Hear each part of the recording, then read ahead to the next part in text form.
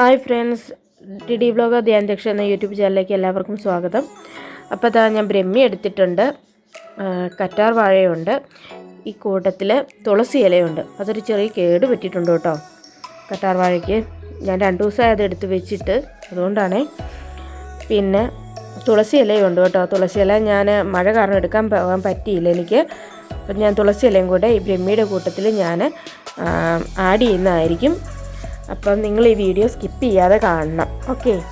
അപ്പം നമുക്ക് ബ്രഹ്മി ഒന്ന് അരയ്ക്കാനിടാം. അപ്പോൾ അതാ ജാറെടുത്ത് വെച്ചിട്ടുണ്ടേ, നമുക്ക് ബ്രഹ്മി എടുത്തിടാം. അതിലേക്ക് ഞാൻ ബ്രഹ്മി ഇട്ടു. ഇനി നമുക്ക് നമ്മുടെ കറ്റാർവാഴയുടെ ജെല്ല് മാത്രം ഞാൻ എടുത്ത് വെച്ചിരിക്കുന്നതാണ്. ജെല്ല് എടുക്കുന്ന ഒരു വീഡിയോ ഞാനൊരു എണ്ണ കാച്ചുന്ന വീഡിയോയിൽ കാണിച്ചിട്ടുണ്ട്, നിങ്ങളത് പോയി കാണണേ. അപ്പം അറിയത്തില്ലാത്തവർക്ക് വേണ്ടിയാണ് പറയുന്നത് കേട്ടോ.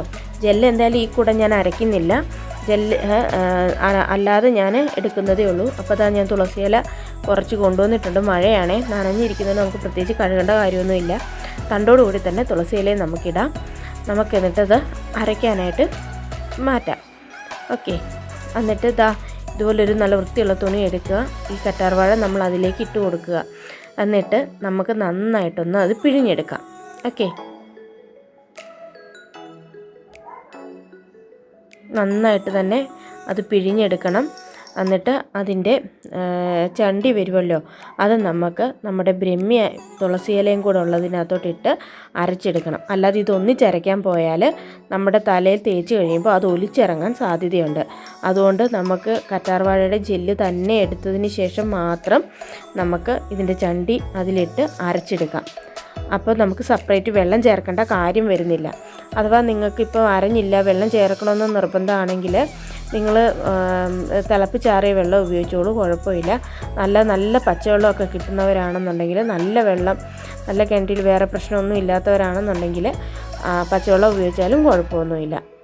അല്ലെന്നുണ്ടെങ്കിൽ ഇപ്പോൾ ചിലർ ഉലുവ തലേ ദിവസം വെള്ളത്തിലിട്ടിട്ട് നമ്മൾ ആ വെള്ളം തല തേക്കുമല്ലോ, ആ വെള്ളം ഇതിൻ്റെ കൂടെ ഉപയോഗിച്ചാലും കുഴപ്പമില്ല. അതൊന്നും ഒരു പ്രശ്നമല്ല കേട്ടോ. അപ്പോൾ അതാ ഞാൻ പിന്നെ തലയിൽ ഒലിച്ചിറങ്ങണ്ടല്ലോ എന്നോർത്തിട്ടാണ് ഇങ്ങനെ പറഞ്ഞതേ. നമുക്ക് ജെല്ല് എടുത്തിട്ടുണ്ട്. ജെല്ല് ഞാൻ നമ്മുടെ അതിൻ്റെ ചണ്ടി ഞാൻ ഇതിലോട്ട് ഇടുന്നുണ്ട് കേട്ടോ. നമ്മുടെ ജാറിലോട്ട് ഇടുവാണേ. എന്നിട്ട് നമുക്കൊന്ന് അരച്ചെടുക്കാം.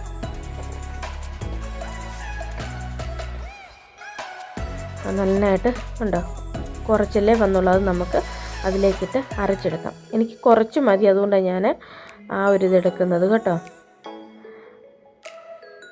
ഞാൻ അരച്ച് എടുക്കുകയാണേ.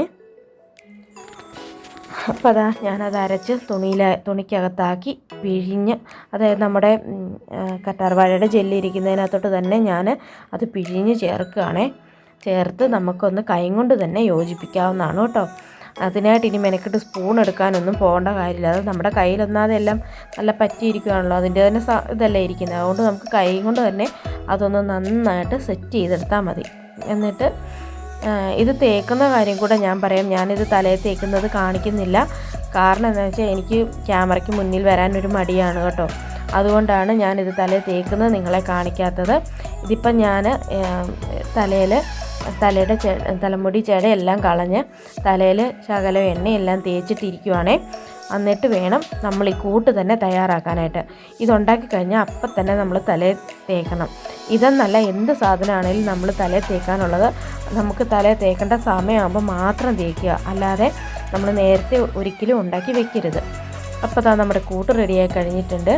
ഞാനിനിയിപ്പോൾ ഇതിപ്പം താമസിക്കാതെ ഞാൻ തലയിൽ തേക്കും കേട്ടോ. ഈ വീഡിയോ കഴിഞ്ഞുകൊണ്ടേ ഞാൻ തലയിൽ തേക്കും.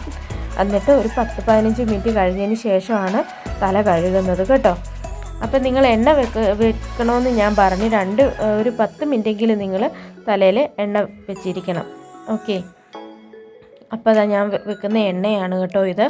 ഞാൻ ഇത് കാച്ചുന്ന ഒരു വീഡിയോ ഞാൻ നേരത്തെ ഇട്ടിരുന്നു. അത് കറ്റാർവാഴ ഈ രീതിയിലൊന്ന് എണ്ണ കാച്ചി നോക്കുമെന്നും പറഞ്ഞായിരുന്നു ഞാൻ ഇട്ടിരുന്നത്. കണ്ടിട്ടില്ലാത്തവർ അതൊന്ന് പോയി കാണണേ. അപ്പോൾ അതാ കണ്ടില്ലേ, ഇതാണ് എൻ്റെ എണ്ണ. ഞാനിനിയിപ്പോൾ ഇത് തലയിൽ തേക്കാൻ പോവുകയാണേ. അപ്പോൾ നിങ്ങൾക്ക് എൻ്റെ ഈ വീഡിയോ ഇഷ്ടമായെങ്കിൽ നിങ്ങളെല്ലാവരും ലൈക്ക് ചെയ്യുക, ഷെയർ ചെയ്യുക, സബ്സ്ക്രൈബ് ചെയ്യുക, ഓക്കെ. പിന്നെ കൂട്ടുകാർക്കൊക്കെ ഒന്ന് ഷെയറും കൂടെ ചെയ്ത് കൊടുക്കണേ. അപ്പോൾ താങ്ക്സ് ഫോർ വാച്ചിങ്, ഓക്കെ.